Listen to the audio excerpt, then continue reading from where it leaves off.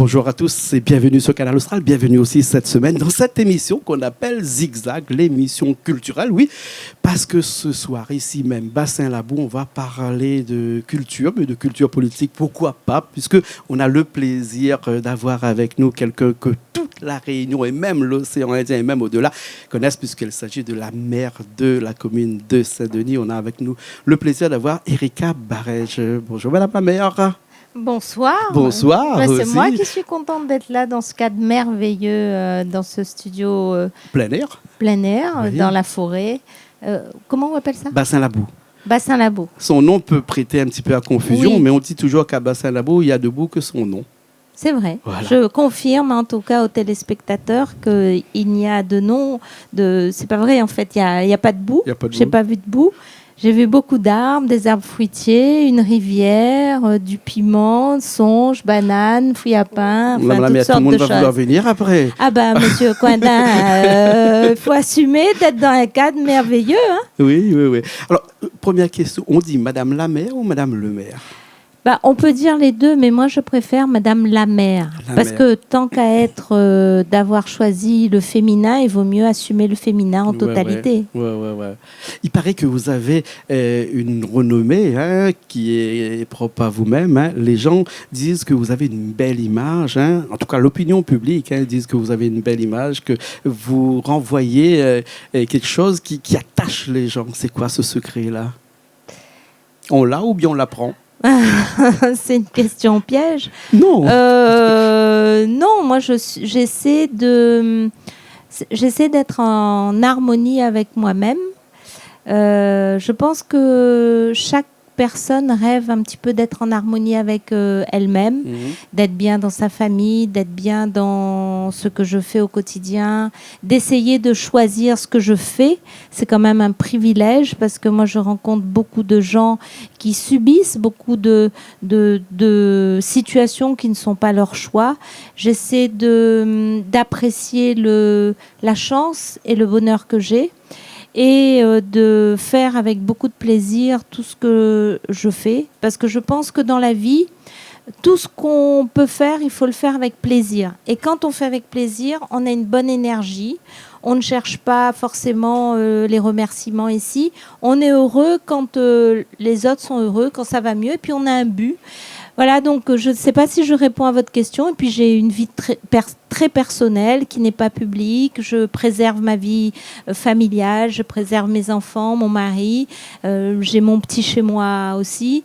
Voilà, et donc ça fait que je suis bien. Voilà, je suis heureuse. Voilà. Vous avez, comme moi, un certain âge et vous êtes arrivé en politique ces dernières années. Vous étiez aussi en politique avant, mais vous étiez député de 2017 à 2020, ministre aussi des Outre-mer, et puis là, depuis 2020, maire de la commune de Saint-Denis, quand même une des plus grandes communes de France, parce que vous savez, la 21e commune sur à peu près 3400 communes qui existent en France. 21e, mais il faut le faire quand même. Ah oui. Et la politique, ça vous est arrivé un petit peu plus tard ou bien sinon depuis petit vous étiez bercé là-dedans? Moi j'ai toujours, je crois, aimé la politique. Mais je ne le savais pas, je me suis rendu compte en grandissant parce que comme beaucoup de familles créoles, on a souvent les grands-mères ou les grands-pères qui avaient eu des engagements politiques très forts.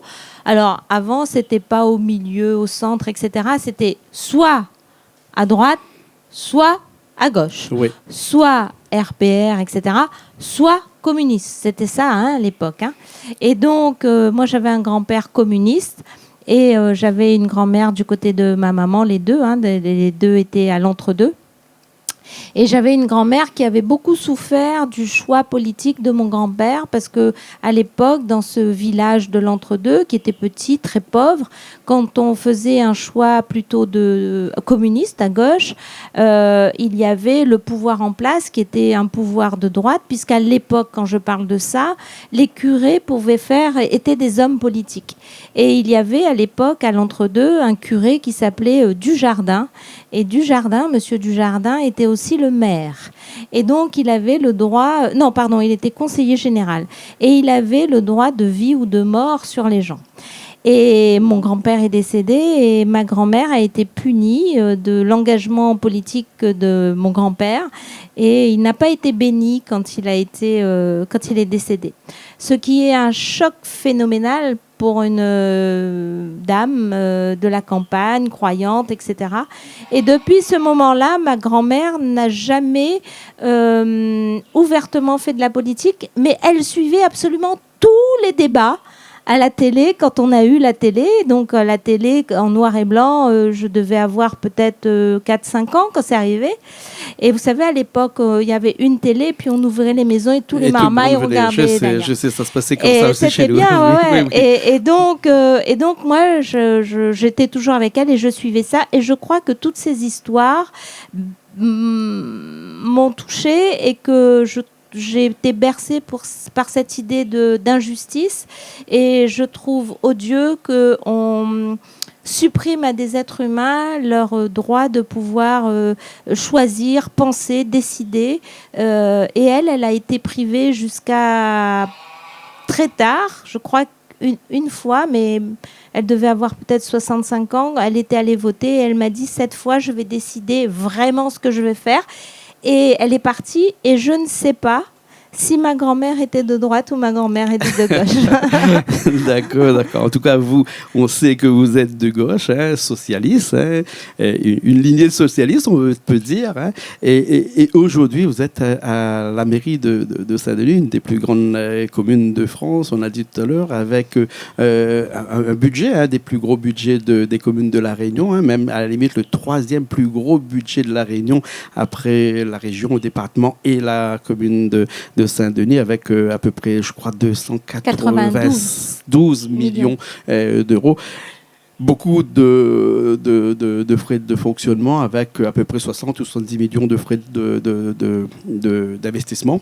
Est-ce qu'avec aussi peu de budget comparé à l'ensemble du budget primitif, il vous reste assez, par exemple, pour honorer les promesses électorales, par exemple, parce que vous avez dit que vous avez atteint aujourd'hui 75% de vos promesses électorales. Comment vous faites ?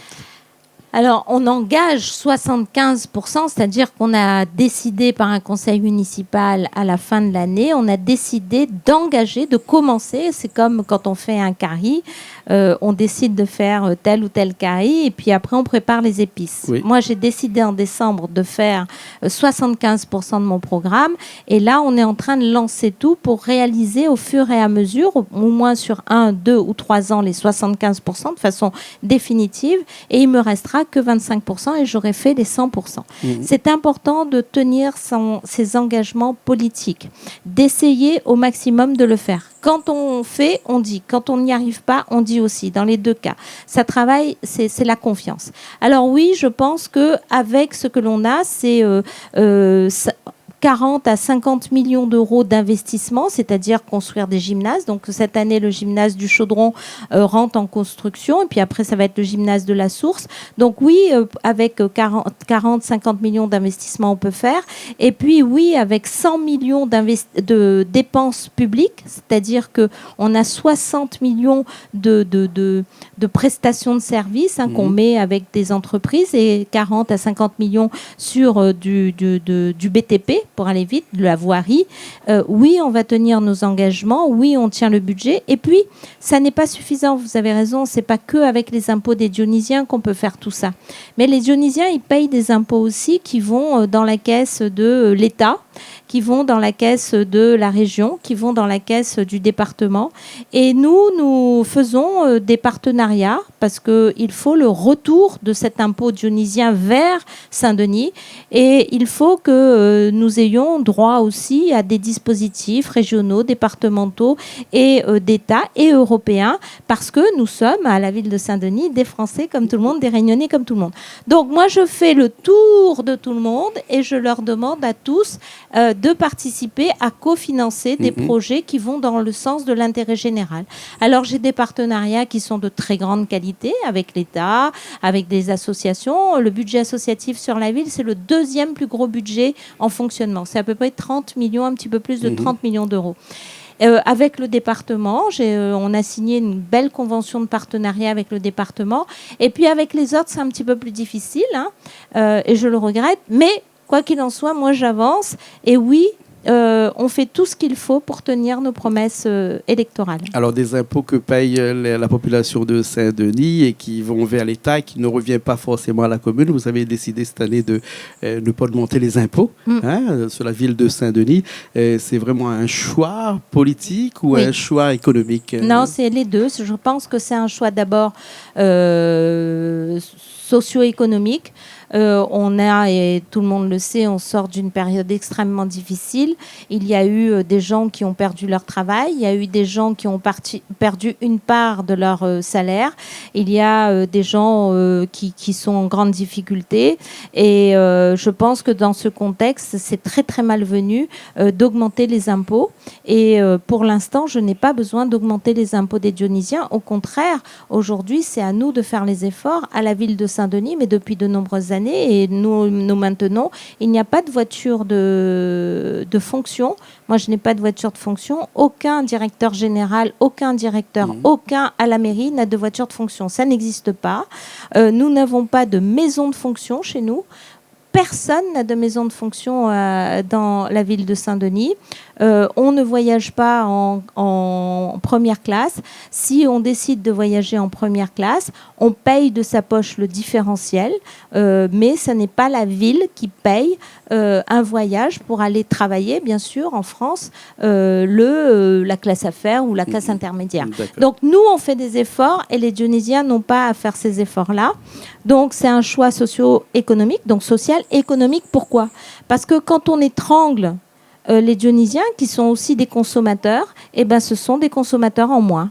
Donc, au lieu d'avoir de l'argent pour qu'ils se fassent plaisir, aller avoir du loisir, du sport, de la culture, consommer, eh ben, ils se serrent la ceinture pour payer les impôts. Donc, tout le monde est perdant dans l'affaire. Bien sûr, bien sûr. Vous avez des axes de prioritaires comme ça, et notamment un des axes prioritaires que j'ai noté, c'est la lutte contre la grande pauvreté.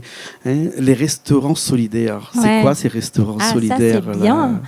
Ça, c'est bien. Alors, nous, on a notre équipe, notre programme. Le monde a changé, la crise Covid nous le montre, mais quand nous, on avait fait le programme, il n'y avait pas de Covid. Donc, on avait déjà pensé à notre monde. Et on s'est dit, on ne va pas refaire les mêmes choses que tout le monde fait, puisque ça ne donne pas un bon résultat. Si c'était un bon résultat, on n'aurait pas de problème. Or, sur certains sujets, il y a des problèmes. Donc, il ne faut pas refaire les mêmes formules. Donc, nous, on innove. On veut innover. Et donc, on crée, on cherche des bonnes idées et puis on écoute les bonnes idées des gens comme vous qui ont des bonnes idées. Et donc, on s'est dit, bon, il y a de la grande pauvreté, on fait des bons alimentaires, on travaille avec les associations, on fait tout ça, bon. Mais on met 4 millions d'euros à la ville de Saint-Denis pour des marchés, pour acheter des denrées alimentaires, pour cuisiner et pour donner à manger à 18 000 enfants. 80% de ces petits-enfants mangent gratuitement, parce que la cantine est gratuite pour 80% d'entre eux. Et on a lutté contre le gaspillage, donc on a fait diminuer de 30% le gaspillage, mais vous savez, il y a toujours un petit peu de gaspillage, même qu'on compte. Et on jette le manger. Oui. Un bon manger bien fait, bien propre et tout, on met dans la poubelle. Alors on s'est dit, on ne peut plus continuer à faire ça. Alors on s'est dit, ce manger bien cuisiné, bien propre, il n'est pas servi par les enfants, il est là. Au lieu de le jeter, on va travailler dans les quartiers, on va tester ça là, ça passe au conseil municipal de février, et on va voir avec les associations, avec les clubs 3e âge, avec la mairie annexe, etc. Et on va offrir de la nourriture dans la dignité. Je tiens beaucoup à la dignité. On ne fait pas de la charité, c'est de la dignité. Ça n'est pas une approche avec les SDF, parce qu'on a une maison de la fraternité qui accompagne les SDF. On fait 120 à 150 repas par jour pour les SDF, tous les jours à Saint-Denis. Là, c'est pour les papas, les mamans, les personnes âgées qui sont, et vous en connaissez, tout le monde en connaît, qui n'arrivent pas à acheter à manger pour tout le monde et qui donne à manger à l'enfant, mais qui le soir mange une banane ou un biscuit et puis laisse l'enfant manger. Et c'est à eux que ça s'adresse. Voilà. C'est à eux. D'accord. On va rester dans le social, mais il y a des gens qui n'ont pas bien compris une de votre axe de discussion, et moi-même, j'ai pas compris. J'aimerais bien voilà, c'est quoi cette hyper proximité là? La ville du quart d'heure. Ouais. Eh ben, alors, je vais essayer de bien expliquer. La ville de Saint-Denis, c'est maintenant 152 000 habitants. Oui. Ça va de l'Îlette-Quinquina jusqu'à la montagne Saint-Bernard là-haut. Ça fait à peu près 148 km². Donc c'est énorme. Et on ne compte pas les agglomérations, là, parce qu'avec les agglomérations, vous êtes à 203 000 habitants. Oui, ça c'est Sainte-Marie, Sainte-Suzanne. D'accord. Donc là, que Saint-Denis. Donc c'est grand. Mm-hmm. Et on a accueilli beaucoup, on a fait beaucoup de logements. Les gens aiment venir à Saint-Denis. On est passé de 147 000 en 2017 à 152 000 aujourd'hui. Donc on attire. Mm. Et quand on regarde dans les quartiers, que ce soit Camélia, que ce soit tout ça, Chaudron, Saint-Clotilde, partout, Bois-de-Nef, dans les Hauts et tout, c'est des quartiers qui sont très différents. C'est des petits villages, en fait, à chaque fois. Ils ont une identité. Et ils ont reçu beaucoup, beaucoup de monde. Et la vie est difficile, les droits sont compliqués, on ne comprend pas trop. Et nous, ce qu'on a décidé, c'est de dire, voilà, c'est grand. Les gens sont perdus parce qu'il n'y a pas forcément suffisamment de travailleurs sociaux, etc. Ils ne savent pas avoir l'accès aux droits. Et bien nous, on va mettre à disposition de la population nos 44 élus. Dans la liste, il y a 44 élus de Saint-Denis. Mmh. Au lieu d'être des élus qui sont hors sol, enfin pas à connecter, tous, ils vont être sur le terrain. Il y a les adjoints, 20 mairies annexes, et en plus, on rajoute 24 élus. Oui. Et eux, ils vont être attachés à nos 44 groupes scolaires. Et qu'est-ce qu'ils vont faire, Monsieur Coindin? Quand on est sur Moufia, c'est très, très grand.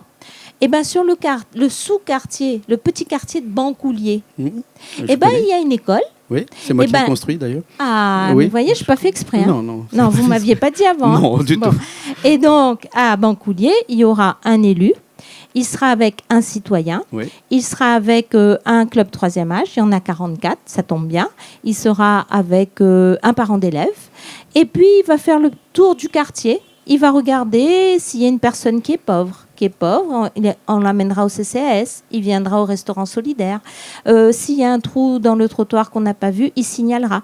Donc, on sera à s'occuper des gens au plus près de là où ils habitent. Proximité, vraiment de la l'hyper-proximité. Voilà. Alors, ces 15 minutes-là, c'est quoi alors? Parce que c'est 15 minutes, la ville du quart d'heure, on appelle ça. Voilà. Alors, dans la ville du quart d'heure, c'est quoi? Aujourd'hui, pour aller chercher son pain ou je ne sais pas quoi, des fois, dans le quartier même, il n'y a pas. Et qu'est-ce qu'on fait? On prend la voiture. Et quand on fait la voiture, qu'est-ce qu'on fait? On fait des embouteillages. Et quand on fait des embouteillages, qu'est-ce qu'on fait? On fait le stress. Et après, on tombe malade. On pollue aussi. Etc. Et on pollue. Et donc, comme c'est des petits villages, je vous ai dit, des petits quartiers, et qu'il y a souvent beaucoup d'immeubles, de bailleurs sociaux, et en bas, vous n'avez pas remarqué, des immeubles, souvent, c'est vide. C'est vide. Il n'y a pas de boutique de proximité. Il n'y a pas de boutique. Et donc, on s'est dit, allons travailler avec les bailleurs sociaux pour faire des services de proximité. Comme ça, un quart d'heure, ça veut dire quoi? À un quart d'heure à pied de là où vous habitez, vous avez dans un cercle le plus de services possible. Le médecin, la petite supérette, le boulanger, le boucher, etc. Et au lieu de prendre votre voiture, vous allez à pied. Ça se fait à Paris, ça se fait à Montpellier, ça se fait dans toutes les grandes villes. Et comme on est dans les 20 premières grandes villes de France, on va faire la même chose. Et comme ça, on atténue les déplacements en voiture, et on déstresse les gens. Et c'est pour ça qu'on va planter des arbres pour mettre, comme chez vous, dès qu'il y a des arbres, il y a moins de pression, on est heureux, il y a moins de soleil, c'est moins tendu, il fait moins chaud.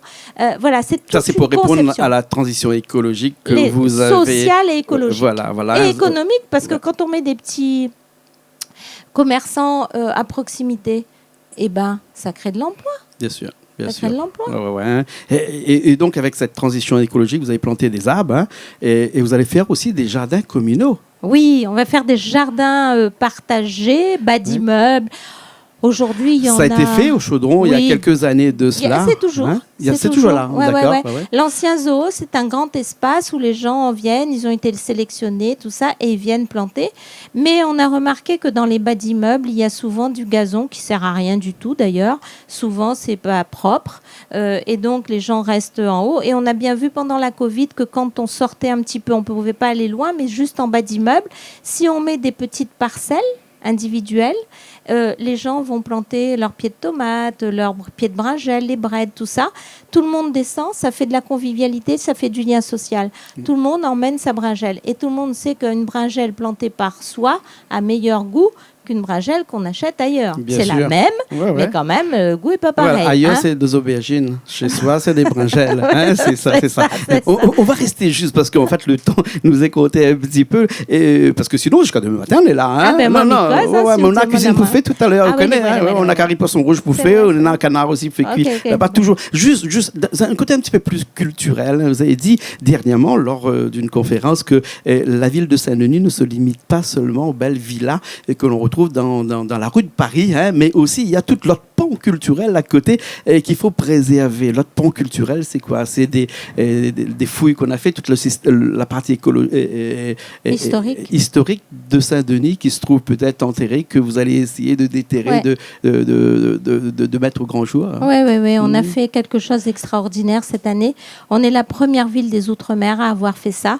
On a la carte de Saint-Denis. On a travaillé avec Laurent Waro, que tout le monde connaît, qui est un géographe, historien, et il a retrouvé 9 camps d'esclaves et un rond, comment il appelle ça? Bon, bref, ça me reviendra.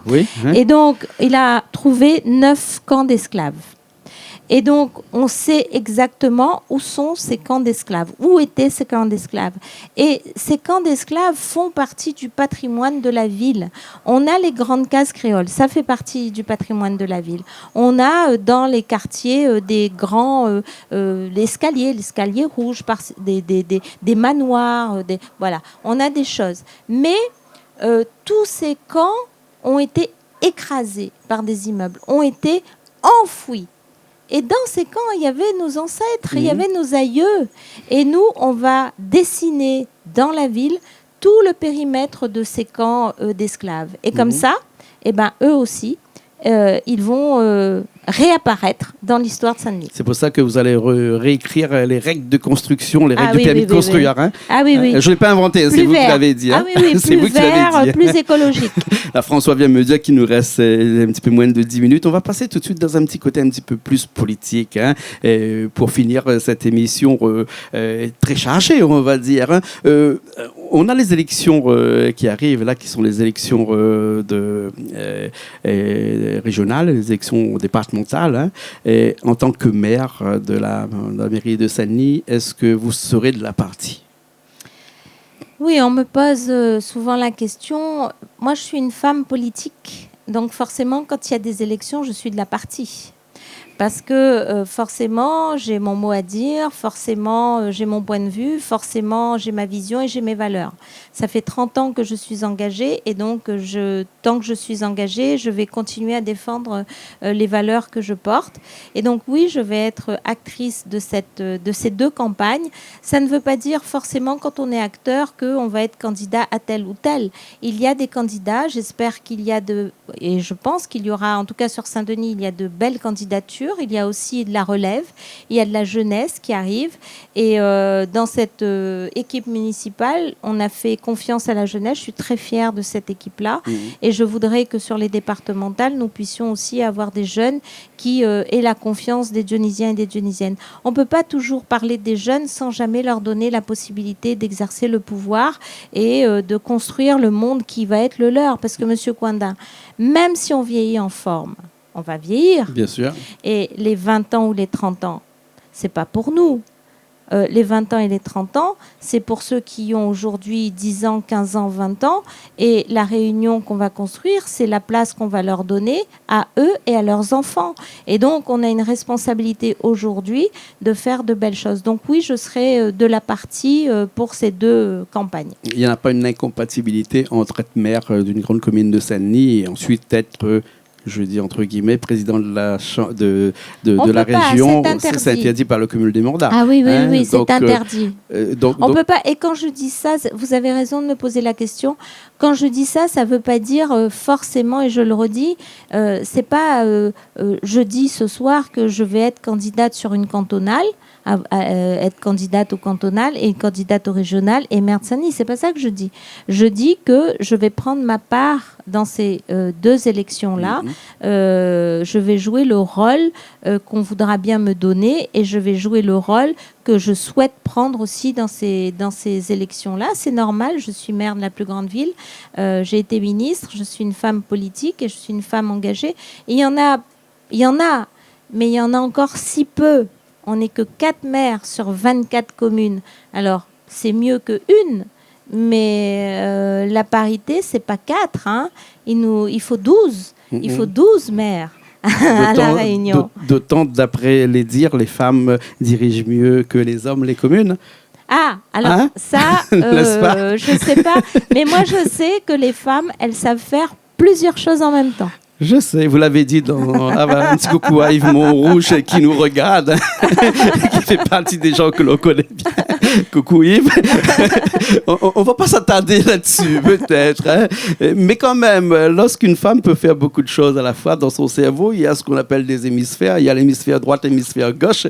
Vous êtes plutôt dans l'hémisphère gauche. Hein. Il y a aussi l'hémisphère droite avec la partie de Bello, par exemple. Hein. Puis après, d'autres personnes aussi qui se rattachent avec le système écologique. Il y a Madame Miranville, par exemple, hein, Vanessa. aussi, Vanessa, et le maire de Saint-Joseph aussi, le maire du port aussi, qui risque de venir. Ça fait quand même pas mal de monde qui vont être au taquet sur ces élections-là. Hein. C'est vrai. Donc, vous serez dans ces taquets-là, donc les starting blocks à démarrer cette campagne qui n'a pas démarré. Hein, oui, elle n'a pas démarré. Et aujourd'hui, en tout cas, moi, je travaille sur la ville, je fais mes affaires, j'avance vite, je suis très mobilisée là-dessus. Pour l'heure, c'est le temps, on n'est pas dans le temps de la campagne, donc je laisse tout ça de côté, je regarde, j'écoute et je travaille sur la ville. Et puis en temps ou en heure, on verra ce qu'on fait. D'accord, alors en tout cas, merci beaucoup. On a encore beaucoup de choses à parler, mais le temps nous est... Là, il faut que j'aille faire la cuisine. Là, il faut aller faire la cuisine parce qu'il y a Toto de l'autre côté. Il y a beaucoup de gens de l'autre côté qui vous attendent parce qu'il paraît que vous aimez ça, la cuisine. En fait, j'ai pas beaucoup le temps de faire, mais j'ai deux, trois caries que votre spécialité, c'est quoi? Ah ben là, moi j'aime bien un bon petit carré de poulet. Sinon, je fais un bon roumazav aussi. Vous avez déjà mangé roumazav, monsieur Cointet? Bien sûr. Et... On a une spécialiste de roumazav, Simone, qui est de l'autre côté, là, qui est d'origine malgache. J'aurais dû dire roumazav parce qu'on aurait été en concours de roumazav ce soir. Voilà. Il y a des caries que je ne sais pas faire. Oui. Par exemple, caritang, mais je ne gagne pas faire. Voilà, bon. Mais le reste, ça va. Bon, après, vous direz aux téléspectateurs, après avoir mangé, si vous avez aimé. Oui, de toute façon, chez Canal Austral, tout est bon. Merci beaucoup. Merci beaucoup. Merci beaucoup, Madame la maire Erika Barège, qu'on a eu ce soir avec nous dans cette émission Zigzag, un petit coup à droite, un petit coup à gauche, mais en tout cas, on est toujours sur le droit chemin sur Canal Austral. On nous retrouve la semaine prochaine. Allez, à bientôt.